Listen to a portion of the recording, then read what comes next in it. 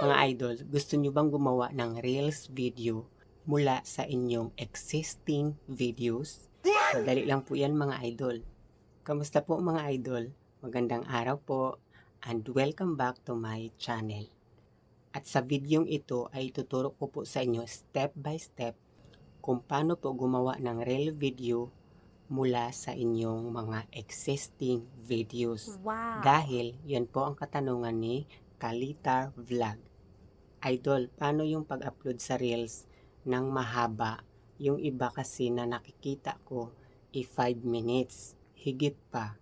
Kakaiba siya. Doon sa tutorial mo dati, naputol. Kaya lang magpatuloy may watch full video sa baba.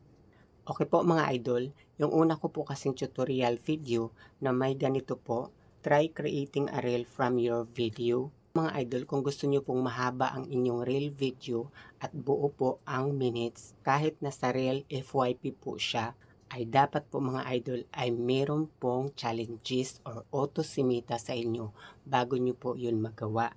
Tulad po sa akin mga idol, meron pong auto-simita sa akin or challenges na pwede akong gumawa ng reel videos kahit mahaba po ang minutes. So mga idol, kung gusto nyo pong malaman kung paano po gumawa ng mahabang reel videos na galing sa ating mga existing videos. Alright po mga idol, umpisa na po natin kung paano po gumawa ng mahabang reel videos na autos po ni Mita sa atin. Tara na! Hello mga idol, welcome and welcome back to my channel, Simple Vlog 1986. This channel is making informative and knowledgeable content tutorial for Facebook, YouTube, TikTok, and any social media platforms. Thank you so much mga idol. So una po mga idol ay punta lang po tayo sa ating profile Facebook account. Yan po. Tapos nakita nyo po yung professional dashboard icon. Yan po sa taas yan. Click nyo po yan at mapupunta po tayo dito sa next step. Yan po. Diyan po sa see all, click po natin yan. Ay diyan po natin makikita ang mga challenges or autos ni Mita na kung pwede po tayo gumawa ng reel video na galing sa ating mga existing video. Tulad po sa akin yan po. Yan. O diba? Meron pong autos or challenges sa akin si Mita na create a reel from your existing videos. Get the most value out of your content and reach more people by transforming your videos into a reels. So ang ibig po nito sabihin mga idol ay pwede po tayo gumawa ng reel video mula po sa ating long form videos para po mabago at mapakinabangan po ito. Yes po. Tapos po mga idol, click lang po natin yung create a reel from one of your existing videos. At mapunta na po tayo dito sa ating mga long form video. Yan po. At yan po yung sa akin mga idol yan. Na pwede ko daw gawaan ng reel videos. So dyan po mga idol, mamili lang po ako ng gusto kong gawaan ng reel video. So click ko lang po yung video na gusto ko pong gawaan. Tapos mapunta po tayo dito. Yan. At dyan po mga idol sa part na yan ay wala po tayong babaguhin. So i-click lang po natin yung next sa taas. Yan po. At dito po tayo mapunta sa new reel. Yan po. At dito po mga idol sa describe your reel ay dito nyo po ilagay ang title. So yung sa akin po mga idol, ang main video po nito, ang title ay bagong update ni Facebook at Meta. So mga idol, ang ilalagay ko na lang pong description title dito ay Professional Dashboard Update. Yan po. Tapos po mga idol, dito po sa part ng who can see this, ay wala na po tayong babaguhin. Pero take note po mga idol, dapat po nakapublic po yan. Tapos dyan po sa baba sa connect your reel to the video, ay dapat po mga idol ay naka-turn on po yan. Make sure po mga idol naka-turn on. Yes po. So mga idol, pag okay na po at wala na po tayong ilalagay, ay i-click na po natin yung share reel dyan sa baba. Yan po. At antayin po natin mga idol yung nag-pop up na creating reel. At pag nawala na po yan, tsaka na po tayo mag-back. Tulad yan. Yan. O diba kusa po siya nag-back. Tapos po mga idol, back po tayo at punta po tayo sa ating Facebook wall. At dyan po sa notification icon, ay dyan natin makikita kung successful na po ang ating ginawang reel video mula sa ating existing videos. Yes po. So, click lang po natin sa notification yan. So, yan na po yung nagawa kong reel mga idol. At ready to share na daw.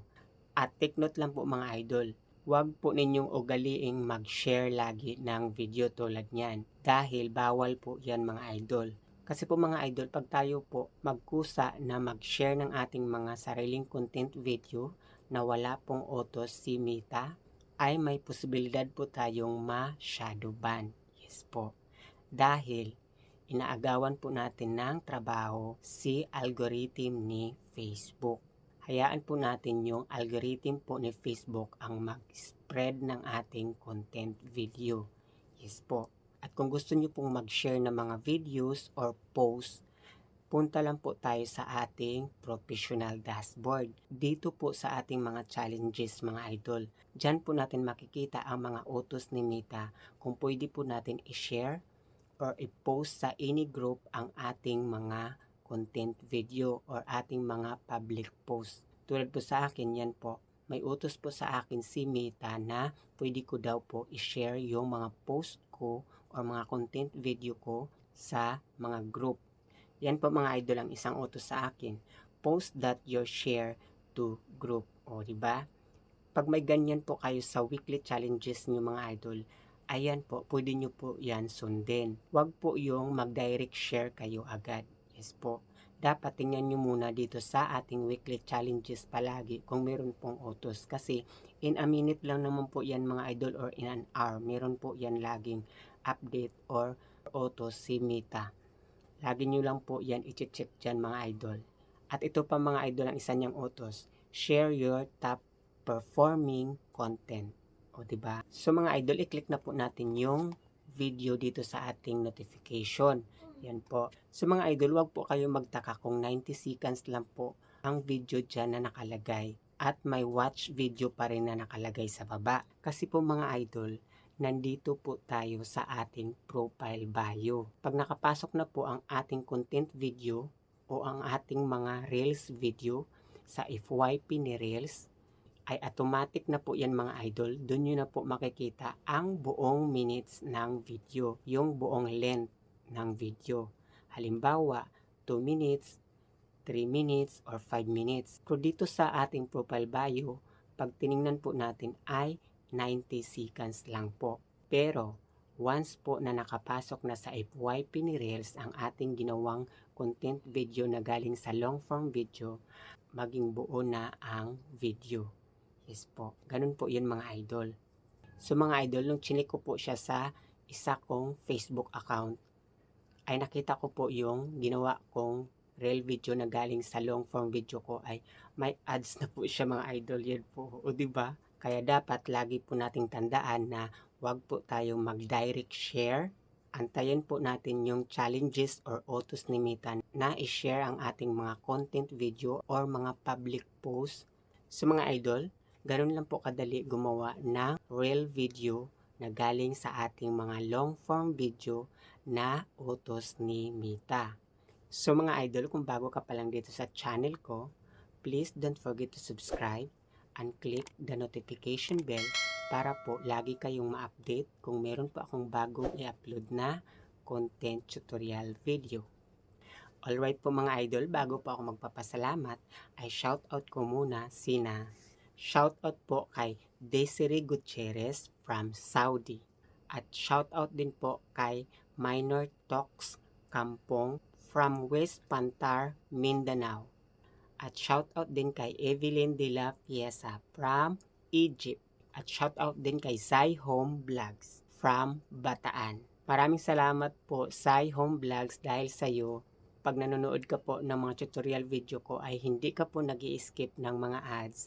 Maraming salamat po.